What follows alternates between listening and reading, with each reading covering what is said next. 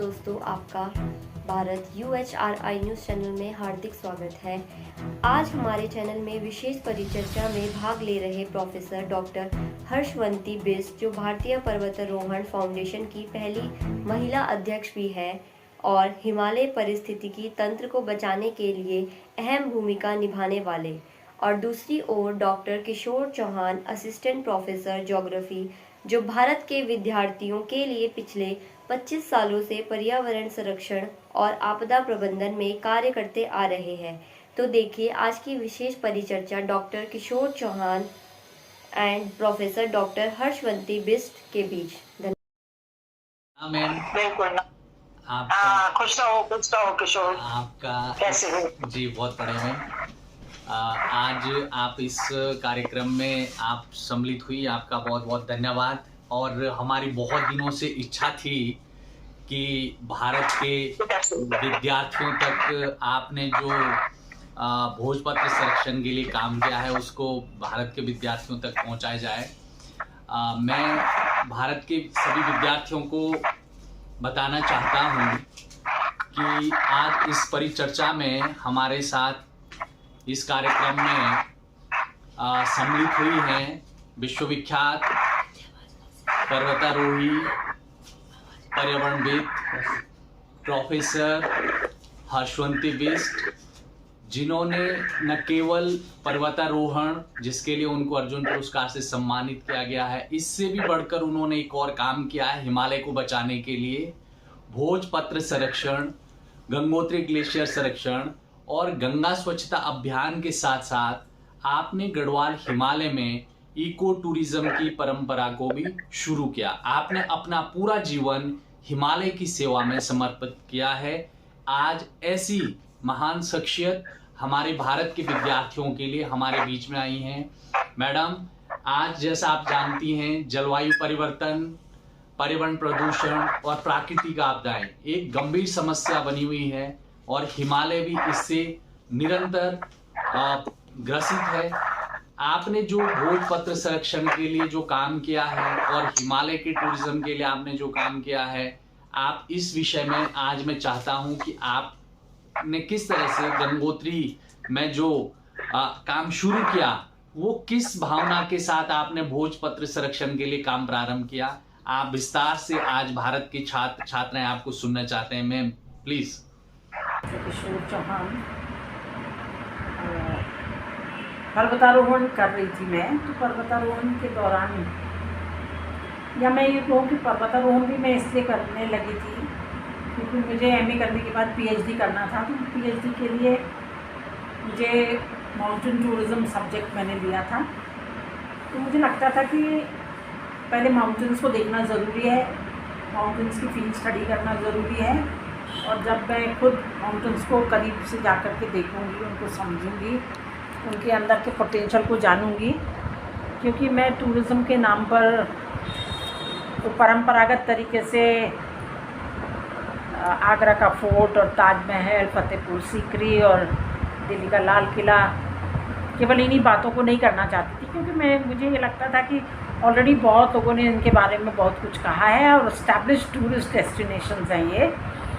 तो कुछ ऐसी टूरिज़्म में कुछ ऐसी चीज़ को देखना चाहिए जो कि अनएक्सप्लोर्ड हैं, जिन पे अभी काम नहीं हुआ है। तो इसी चीज़ को ध्यान में रखते हुए मैंने माउंटेन टूरिज़्म सब्जेक्ट लिया कि ये हमारे उत्तराखंड में, उस समय उत्तराखंड तो नहीं था, हिल एरिया डेवलपमेंट होता था और एक हिल एरिया बोर्ड होता था जो कि लखनऊ में होता था, और उसमें ही हिल्स के डेवलपमेंट की बात सोची जाती थी।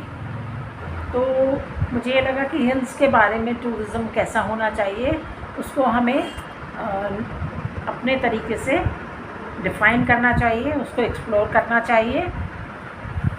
केवल चारधाम यात्राएं, क्योंकि ये तो बहुत अनादिकाल से चल रही है, बद्रीनाथ, केदारनाथ, गंगोत्री, यमुनोत्री, पर इन तीर्थ यात्राओं के अतिरिक्त भी बहुत सारा पोटेंशियल है जो हमारे हिल्स में है, यूपी के हिल्स में है। तो उसको देखना बहुत ज़रूरी है, और इसी दृष्टिकोण से मैंने इस चीज़ को करने की सोची कि माउंटेन टूरिज़्म के प्रॉस्पेक्ट्स एंड प्रॉब्लम्स की स्टडी करने के लिए। तो इसी बात को लेकर के फिर मैंने 9 में बेसिक कोर्स के लिए अप्लाई किया, क्योंकि उन्होंने बताया था कि हमारे यहाँ कोर्सेज चलते हैं, उनकी ड्यूरेशन ये है, उनकी फ़ीस ये है, लेडीज़ कोर्स किस समय चलता है, ये सारी चीज़ें बताई थी उन्होंने। और ट्रेनिंग के दौरान मैंने इन्जॉय भी किया, मुझे अच्छा लगा, क्योंकि मेरे ख्याल से थोड़ा आउटवर्ड बाउंड नेचर भी था मेरा शुरू से, तो मुझे वो नेचर में जाना और नेचर के साथ रहना और नेचर को समझना, इसका और भी व्यापक अवसर मिला NIM जा कर के।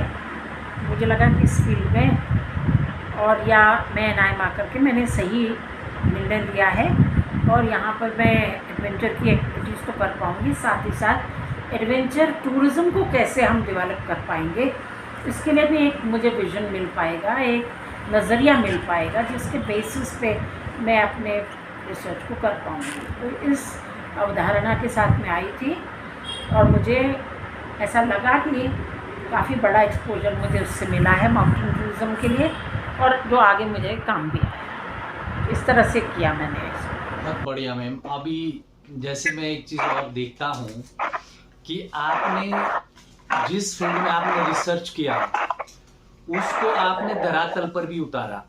अब जैसे आप उत्तरकाशी PG कॉलेज में थी, तो उस दौरान आपने बहुत सारे प्रयोग किए, और आपने जो प्रयोग किया आपने उनको धरातल पर भी उतारा। तो ये किस तरह से विचार आया मैम आपके मन में?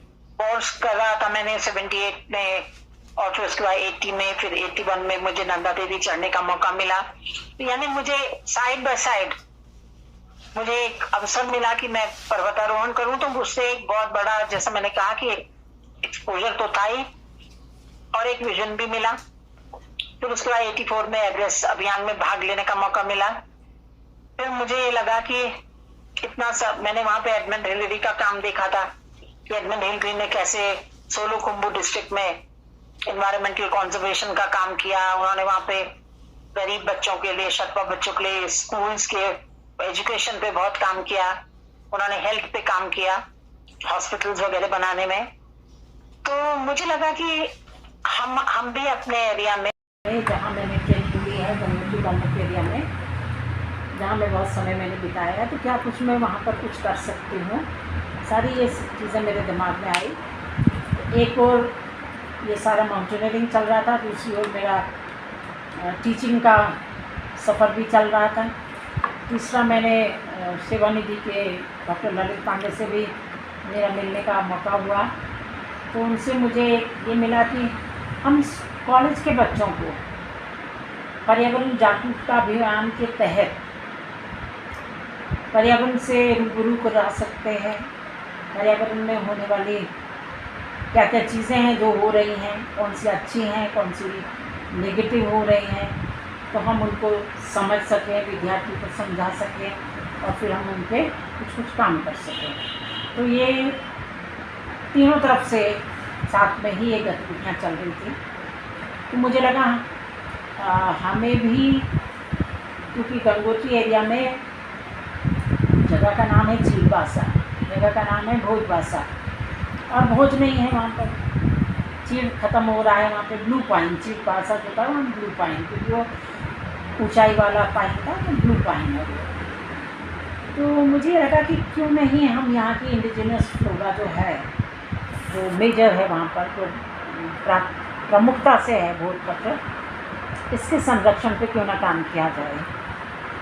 तो एक तरफ तो हम पर्यावरण जागरूकता अभियान कर रहे थे, स्टूडेंट्स को इन्वॉल्व कर रहे थे, उनको जगह जगह ले जाते थे। तो ये कंटिन्यूस कई सालों तक हमने ये एक्टिविटी की है, और अपने स्टूडेंट्स को उसमें इन्वॉल्व किया है, और वो हमारे साथ जाते थे, हम लोग काम करते थे, जागरूकता का काम भी करते थे, गाँव में भी जाते थे, गौमुख भी ले गई मैं उनको। तो इस तरह से विद्यार्थियों के अंदर भी ये चीज़ें आती गई, और मेरा भी विज़न बढ़ता गया कि भाई हम केवल जागरूकता की बात कहें कि पेड़ बचाना है, कचरा नहीं फैलाना है, नदी को साफ रखना है, और ये सारी चीज़ें अगर हम मौखिक रूप से ही कहते रहेंगे तो ये ज़्यादा प्रभावी नहीं होगी। एंड जैसे मैंने आपसे कहा ऐसे कि भाई मुझे लगा गौमुख एरिया में काम करने की ज़रूरत है। तो मतलब एक कठिनाइयां भी थी, किंतु जब कोई काम अच्छा हो जाता है और जो कभी हुआ नहीं होता है तो उसका जो सेटिस्फेक्शन होता है वो भी था।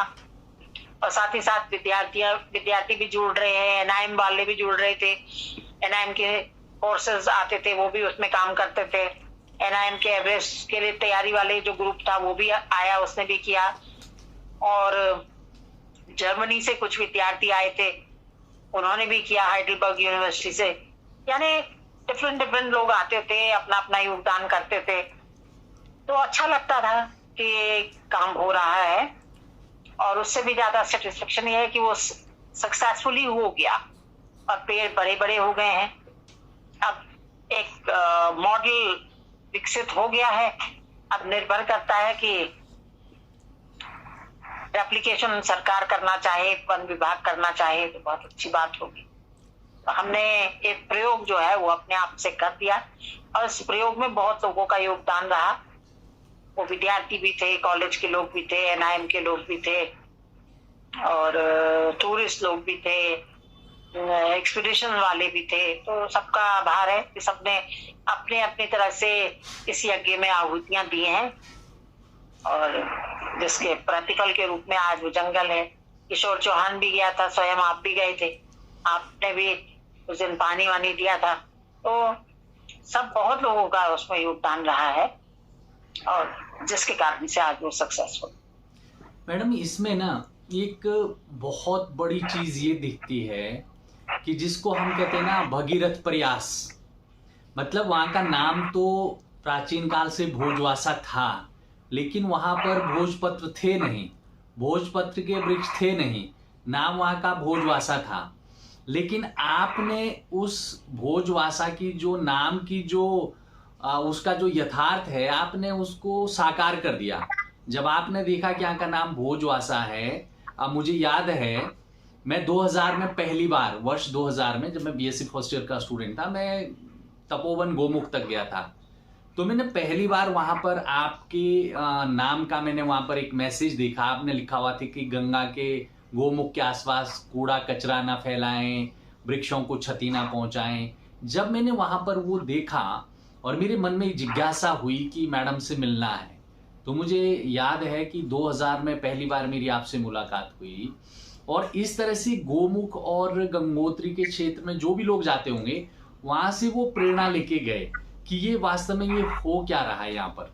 और शायद आपने अभी एक बात नहीं बोली कि आपने वहां पर जड़ी बूटियां भी उगाई हैं, आपने वहां पर जड़ी बूटी की नर्सरी भी तैयार की है। मैं जब आपके साथ गया था तो मैंने देखा आपने बहुत तरह की विभिन्न प्रजातियों की जड़ी बूटियों की नर्सरी भी वहां पर आपने तैयार की थी। और सबसे बड़ी बात आपकी जो मैंने देखी, आपका जो विजन था आपका क्लियर था कि हम यहाँ पर ये जड़ी बूटी उगाएंगे और इसको ग्रामीण लोगों तक पहुंचाएंगे, वो इस जड़ी बूटी को उगाएं, जिससे उत्तराखंड जब बन गया था तो उत्तराखंड के लोग जो है इसको आर्थिकी के रूप में भी अपनाएं और इसका व्यवसायीकरण भी करें, इसको कैश क्रॉप के रूप में भी लें। आपने ये मॉडल वहां पर प्रारंभ किया था और मेरे ख्याल से मुझे ये जानकारी है कि पतंजलि वालों ने भी आपसे बहुत बार संपर्क किया है। जैसे बाबा रामदेव जी हैं, बालकृष्ण जी हैं, वो आपकी नर्सरी में जा जाके बहुत बार वहां से बहुत सारी जड़ी बूटियां लेके आते भी थे, देखते भी थे, उन्होंने आपसे बहुत बार संपर्क भी किया। तो ये आपने एक विभिन्न तरह का प्रयोग किया है मैम। और जो हमने देखा कि जो आपकी परिकल्पना थी कि ये भारत के तमाम विद्यार्थियों तक ये मैसेज जाए, सिर्फ जो आपने बीच में एक बात कही कि वृक्षारोपण करना ही सिर्फ महत्वपूर्ण नहीं है, उसको बचाना महत्वपूर्ण है। और इसमें सिर्फ जागरूकता की बातें करना ही महत्वपूर्ण नहीं है, सिर्फ किताबों में पढ़ना ही महत्वपूर्ण नहीं है, बल्कि उसको व्यवहारिक जीवन में उतारना भी जरूरी है। तो आपने ये प्रयोग वहां पर किया और आपको आज देश दुनिया के लोग जानते हैं। जैसे अभी आपने कहा कि बाहर से अब्रॉड के बहुत सारे स्टूडेंट्स वहां पर आए, उन्होंने उसके ऊपर रिसर्च किया, वो उस काम को सीख के गए और मेरे ख्याल से आज तक विगत 40 वर्षों से आप इस काम को करती आ रही हैं। आपने पूरा जीवन इसमें अपना लगा दिया है। बहुत सारी मुश्किलें भी आपके सामने आई, लेकिन आप चट्टान की तरह उन मुश्किलों का सामना करते हुए आपने अपने इस मिशन को पूरा किया। मतलब आपने, और मैं समझता हूं वास्तव में ये भगीरथ प्रयास है कि एक विलुप्त होती हुई प्रजाति को आपने वहां पर बचाया। और जब अभी मैं फिर गया था दोबारा 2009-10 में, उसके बाद मैं नहीं गया, तब तक वहां पर काफी घना जंगल हो गया था। शायद आप एक बात और जानती हैं कि वहां पर खच्चर वाले जाते थे, खच्चर वहां पे बहुत जाते थे, वो भी उन पौधों को नुकसान पहुंचाते थे। तो उन भेड़ बकरी वाले, खच्चर और गाय, ये सब तमाम चीजें, यहाँ तक कि कई बार तो लोग जो जाते थे यात्री एक भारी मात्रा में जाते थे, उनको तोड़ तोड़ के डंडा बना के भी ले आते थे, उनको पता नहीं था कि किस तरह से जो है। तो आपने हर तरह से इस एक महत्वपूर्ण ऐसा काम जो शायद आने वाले कई हजारों वर्षों तक, जब तक गंगा रहेगी, वो काम जो है जीवित रहेगा, और जो एक महत्वपूर्ण काम था। और मैं समझता हूं कि जब से आपने ये गंगोत्री क्षेत्र में काम शुरू किया, तब से सरकारों को भी ये ख्याल आया कि हमें गंगा को बचाने के लिए कुछ करना चाहिए। उसके बाद आपने देखा गंगा एक्शन प्लान तो शुरू हो चुका था, उसके बाद नमामि गंगे, जल स्वच्छता की बात, नदियों को बचाने की बात और पर्यावरण को बचाने की बात और बहुत विस्तार से होने लगी। और आपसे ही प्रेरित हो करके जो आपके विचार थे, हमने भी उसको थोड़ा और आगे बढ़ाया। 2005 में बल्कि MC मेहता जी से आपने ही मुझे मिलवाया था, तो MC मेहता जी को भी उस क्षेत्र में हम साथ गए थे। तो उस समय ये बात हुई थी कि पर्यावरण अध्ययन भारत के सभी विद्यार्थियों के लिए अनिवार्य किया जाना चाहिए। हालांकि उन्होंने 95 में एक PIL सुप्रीम कोर्ट में डाली थी, लेकिन तब तक कुछ हुआ नहीं था। जब वो उस दिन गंगोत्री गए, गोमुख गए, भोजवासा गए, वहां पर उन्होंने आपका काम देखा, तो वो कहने लगे वास्तव में किशोर चौहान ऐसा ही होना चाहिए। भारत के जो अलग अलग जलवायु वाले प्रदेश हैं, भौगोलिक कंडीशन वाले अलग अलग प्रदेश हैं, जहां पर जिस तरह की वनस्पति उगाई जा सकती है, वहां पर उस तरह की वनस्पति को उगाना चाहिए और उस तरह का प्लांटेशन किया जाना चाहिए, जैसा कि भोजवासा में आपने किया। तो वहीं से फिर पुनः उन्होंने वो PIL को अपना फिर से उन्होंने उस पर फिर रिट डाली, और फिर मेरे ख्याल से 2007 से पूरे भारत के विश्वविद्यालयों में पर्यावरण अध्ययन MC मेहता जी के माध्यम से वो फिर से शुरू हुआ। और ऐसे ही 2009 में मैडम वही कॉन्सेप्ट जो आपने गोमुख में, भोजवासा में शुरू किया, हम भी NCERT को लिखने लगे और यहाँ वहां हमने भेजा। हमने कहा कि NFS करके हमने नेशनल फॉरेस्ट स्टूडेंट, यानी कि भारत के सारे विद्यार्थी ऐसा काम करें जैसा आपने भोजवासा में किया है। हमने भारत सरकार को लिखा, NCERT को लिखा, और मेरे ख्याल से NCERT ने भी बड़ा सकारात्मक इसमें उन्होंने जवाब दिया और पाठ्यक्रम में शामिल होने लगा है। और फिर जब से हम कोटद्वार में आए, बिल्कुल हमने कॉलेज में एक किस तरह का मॉडल बनाने का प्रयास किया है अपने कॉलेज में, गवर्नमेंट PG कॉलेज कोटद्वार में। हमने, जैसे आप एक बात मुझे याद है, आप कह रही थी कि किशोर कॉलेज के बच्चों के एक ऐसा ग्रुप बनना चाहिए, वो पेड़ पौधे लगाएं, आपने जैसे पहले किया भी था, तो उसी तर्ज पर हमने नेशनल फॉर स्टूडेंट ग्रुप एक हमने यहाँ पर तैयार किया, और बिल्कुल उसी कॉन्सेप्ट में हमने काम करना शुरू किया धीरे धीरे। और अभी मैं देखता हूँ मैडम, ये पूरी सारी चीजें जो फिलीपींस एक कंट्री है, वहां पर जो है प्रत्येक विद्यार्थी के लिए विद्यार्थी जीवन में 10 पौधा रोपना और 5 वर्षों तक उनका संरक्षण करना अनिवार्य कर दिया गया है। स्ट्रगल से डिमोरलाइज कभी नहीं होना है, हार नहीं माननी है, और अगर हार नहीं मानेंगे तो आप कामयाबी के शिखर को पहुंचेंगे। मेरी शुभकामनाएं आप सबके साथ। बहुत बहुत धन्यवाद मैम। आज भारत के विद्यार्थी एक शिक्षाविद, विदुषी, पर्वतारोही, पर्यावरणविद, समाज सेवी, प्रोफेसर हर्षवंती बिष्ट अर्जुन पुरस्कार अवॉर्डी, आज आपने समय निकाला मैम, और आशा करता हूं कि अभी बहुत सारे काम आपके हैं जिनमें फिर आपके साथ चर्चा का अवसर मिलेगा। आपने समय निकाला, आपका बहुत बहुत आभार, कोटि कोटि नमन। जय हिंद, जय भारत, जय उत्तराखंड। नमस्ते। जय हिंद, जय भारत, जय Uttarakhand. Thank you so much.